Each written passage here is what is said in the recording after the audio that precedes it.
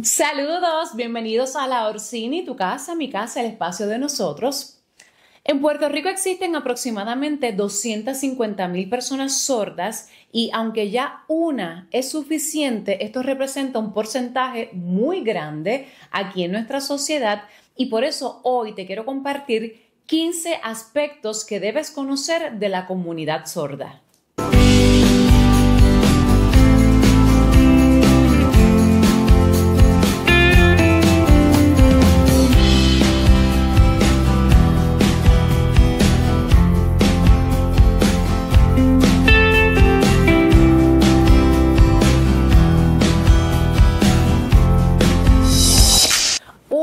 El mes de la comunidad sorda se celebra en septiembre a nivel mundial y Puerto Rico, por supuesto, no es la excepción. Pero más allá de celebrar, es donde se crea conciencia de los derechos de las personas sordas, de promover realmente la inclusión y sobre todo de hacer uso de una comunicación efectiva hacia una persona sorda como es el lenguaje de señas. 2. No, esto no es lenguaje de señas, no se dice sordomudo, no se dice sordomudo, por favor. No son mudos, simplemente son sordos y está bien decirle así, está bien que le digamos sordo o sorda. De hecho, ellos se sienten orgullosos de ser sordos. Y yo sé que hay personas que le temen a utilizar la palabra o quieren decir audio impedido, limitación auditiva, sordito, sordita, por temor a minimizarlos o que se sientan mal, pero no, lo que sí le ofende es que le digamos sordomudo o sordomuda, eso no lo decimos. Nos referimos a ellos simplemente como sordo o sorda y está bien. 3. No existe lengua o lenguaje de señas universal. Cada país, cada región tiene su propio lenguaje de señas, tiene sus propias reglas, vocabulario y gramática. Y esto responde a que el lenguaje de señas, así como los idiomas hablados, van evolucionando de una manera independiente dentro de cada cultura y cada país. Por ejemplo, el lenguaje de señas que yo conozco es el de aquí de Puerto Rico, que me hace comunicar con las personas que conocen ese lenguaje aquí en la isla. No puedo comunicarme con personas sordas que sean de otros países, aunque sean de habla hispana. Donde sí tenemos similitud y compartimos algunas señas es con el American Sign Language, porque tenemos la influencia de Estados Unidos y sí tenemos algunas señas.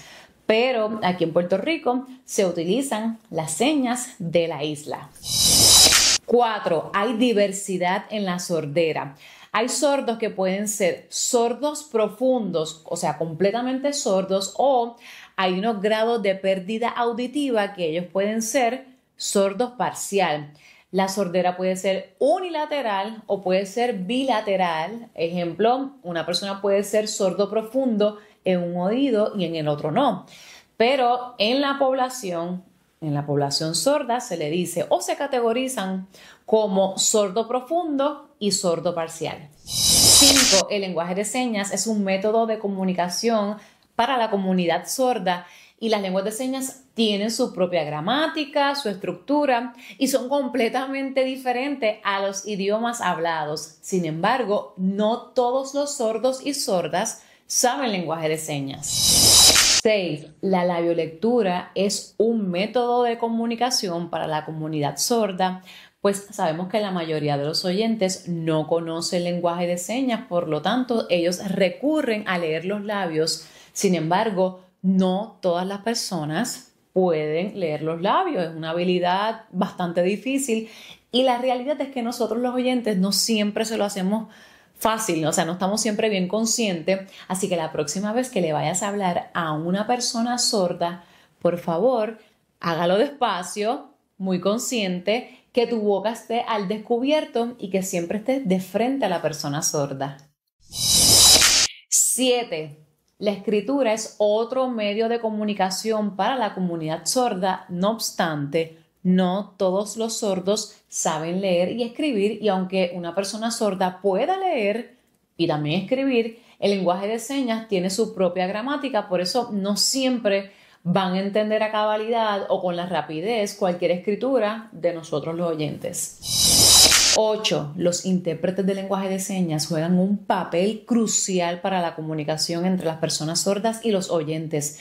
especialmente en situaciones de emergencia, médicas, legales, educativas. Importante, no todo el que sabe señas es intérprete. Están los señantes, que sabemos señas y nos podemos comunicar con los sordos, y está el profesional, que es el intérprete. 9. Accesibilidad. Honestamente, la comunidad sorda enfrenta muchísimos desafíos significativos para accesos médicos, educativos, gubernamentales, de entretenimiento, punto, en su vida diaria. Ya sabemos que a veces, bueno, creo yo, la mayoría del tiempo no se provee intérpretes de lenguaje de señas, no tienen subtítulos y, por supuesto, la mayoría de los oyentes no hablan lenguaje de señas.